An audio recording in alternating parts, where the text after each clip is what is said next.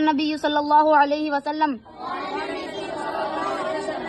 سبحانک اللہم وبحمدک اشہد ان لا الہ الا انت استغفرک واتوب الیک۔ جو شخص کسی مجلس میں بیٹھا اور اس سے بہت سی فضول باتیں سرزد ہوئی مگر اس نے مجلس سے اٹھتے وقت کہا سبحانک اللہم، تو اللہ تعالیٰ اس کی سب لغزشیں معاف کر دے گا جو اس مجلس میں ہوئی۔ یا مقلب القلوب ثبت قلوبنا علی دینک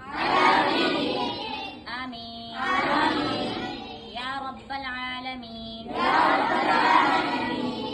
اللہ پاک ہم سب کو اس حدیث مبارکہ پر عمل کرنے کی توفیق عطا فرمائے۔